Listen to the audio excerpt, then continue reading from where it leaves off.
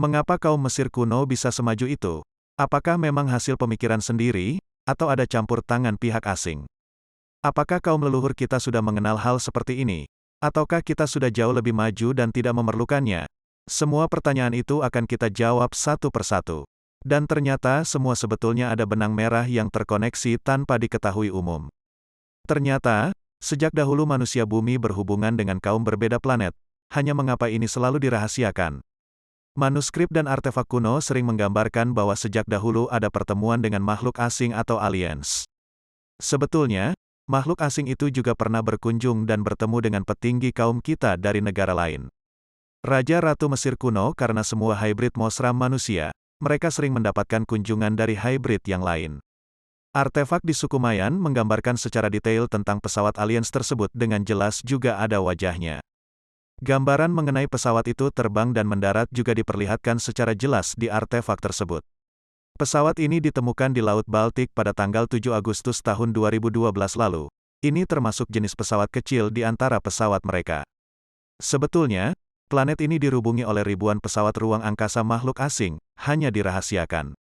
Ketika pesawat terjatuh, banyak pula korban di kalangan mereka. Di kita, karena selalu diarahkan untuk mistis, makhluk asing alien seperti ini pasti dianggapnya adalah jin. Inilah wajah mereka ketika pakaian ruang angkasanya dilepas.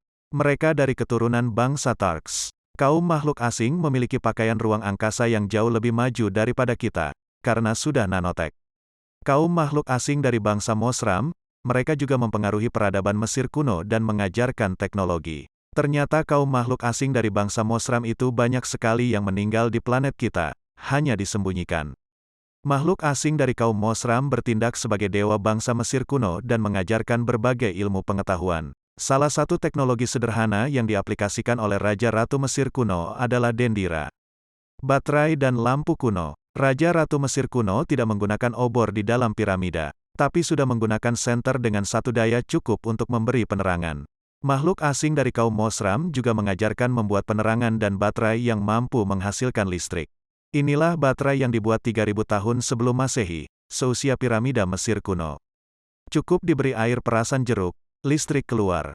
Selain di Mesir, baterai ini ditemukan pula di Baghdad yang terkenal dengan nama baterai Baghdad berumur 3000 sebelum Masehi. Sebetulnya teknologi baterai zaman sekarang adalah tiruan dari baterai ini, hanya diperkecil saja dan cepat rusak. Jadi sebetulnya teknologi baterai sudah dipakai oleh masyarakat Mesir kuno dan cukup menggunakan perasan jeruk.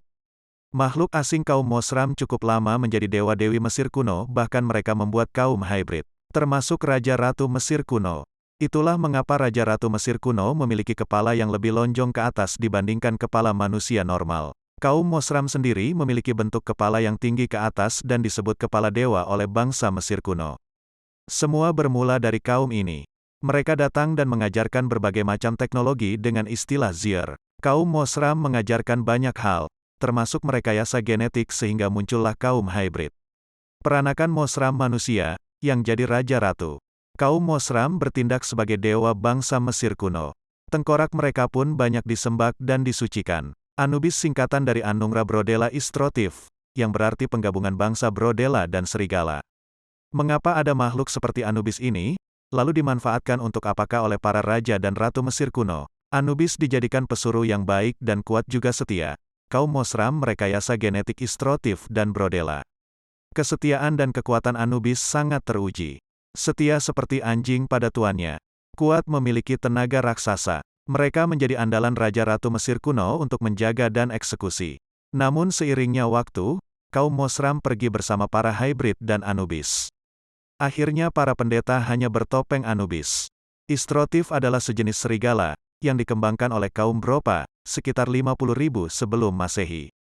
Kaum Mosram menyembunyikan informasi di dalam beberapa logam kristal Kraiman yang dibentuk tengkorak. Crystal Skulls yang asli menjadi terpencar kemana-mana, dan tiruannya mulai muncul di mana-mana pula.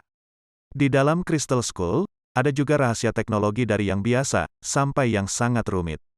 Crystal Skulls hanya bisa diaktifkan bila disusun bersamaan, lalu akan mengeluarkan holografik rumus dan sejarah. Kaum Mosram lalu membuat rumus rekayasa genetik dan berbagai pengetahuan Zir ke dalam 13 buah kristal Kraiman.